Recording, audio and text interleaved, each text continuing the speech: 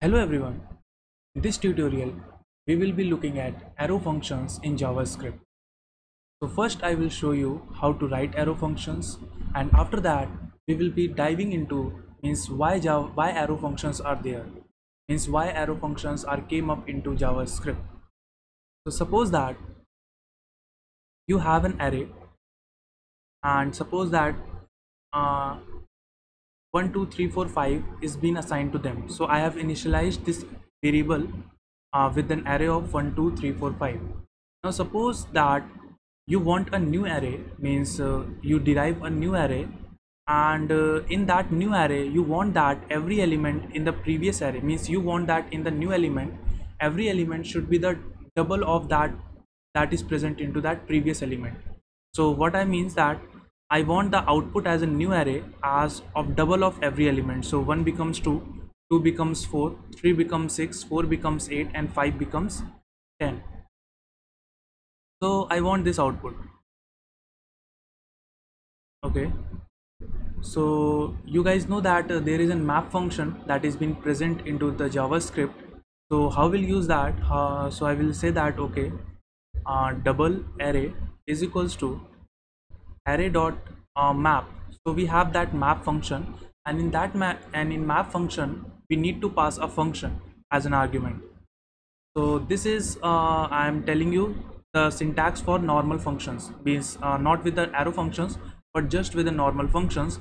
So here you will get the value, and here you need to return something, and what I will be returning, I will be returning the asterisk 2, means the previous value. This map function is taking the previous value and it is emitting the into 2, means whatever we wanted. So let's log for that double array, and let's see that what is the output that we are getting. Now you can see we have got that array of 2 4 6 8 10. So okay, so we have got that, but what it is wrong with this, means why we replace that with an arrow function. See, the simple reason is that the compact nature of arrow functions, means we can write the same thing, means double arr is equals to arr dot map, and we can take that particular value and we can return that val asterisk 2. That's it. Means with this, means as you can see, this syntax and this syntax you can compare. So this syntax, means the arrow function syntax, is more compact in nature. So is this the use case for means is this the reason for the arrow functions to come up in the JavaScript? You can say that okay, but you can, this will be the minor reason, means if someone likes its base shorter syntax, then it can be the reason for that particular individual, but we will categorize in this as a minor thing, means because of this means for that compact nature arrow functions are coming. So if we saying that the compact nature, so we will be categorizing that thing into the minor thing. But what's the actual use, means why the arrow functions came into JavaScript, is because of the this keyword. Now why this keyword and what arrow functions is solving for us? To do that, suppose I'm making a class in JavaScript and I'm saying that okay, this is a class demo, and inside that I will be initializing a constructor, and inside that I will be initializing some instance variable, means class variable. Suppose that I'm saying that okay, this dot a is equals to uh, 10 and this dot b equals to 20.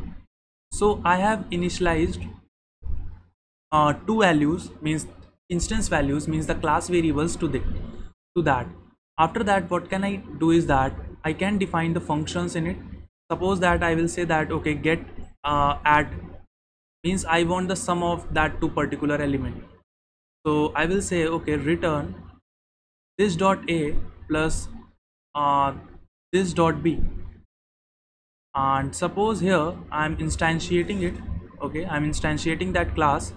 So you know that we can instantiate that class with that new keyword, and after instantiating that I can call the for all the properties or the methods that have been initialized to the class. As you can see, I can access that a variable, I can access that b, and I can also access that get add function.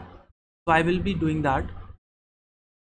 and let's store that result into some other variable and let log that.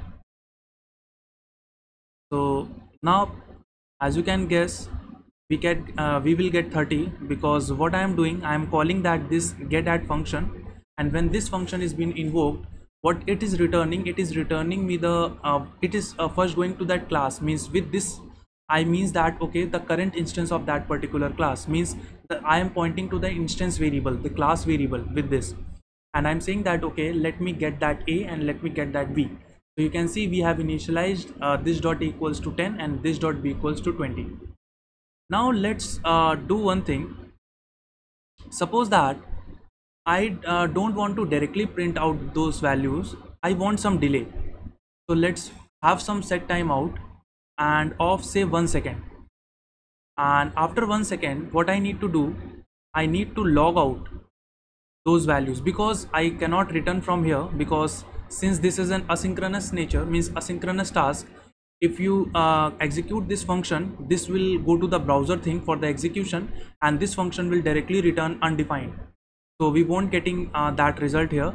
So what I will do, I will directly log that thing here, saying that okay, and we will be using the normal functions and not the arrow functions. Okay, so I'm saying that okay, this dot a plus this dot b. So I want to print this particular value. First of all, let's print in the normal sense, not calling in the send timeout. So now as you can see that if we directly invoke this function obj.add here, obj dot sorry, get add, if I invoke this function here directly, so what will happen, this get add function will be invoked and it will say that okay, console.log this dot a and this dot b, and so what the value of this dot a and this dot b, it's 10 and 20. So in this case also the 30 will be printed. So let's see that. Let's go here and run that function. So you can see that 30 has been outputted. Now let's do one thing. Let's grab let's do this, means what I am saying that okay, after 1 millisecond, means you have to wait for 1 millisecond, and after that 1 millisecond console that thing, this dot a and this dot b. So let's go here and let's run that. Now you can see that we have got nan and we have not got that 30. So why is that? So let's do one thing. Before doing that console.log, just do console.log this. Okay,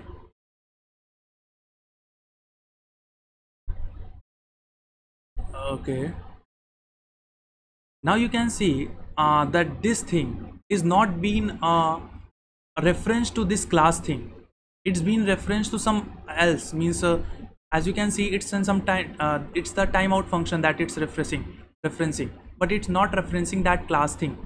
But let me do one thing, let me console that log thing uh, at the out of that set timeout, and let's run this particular file.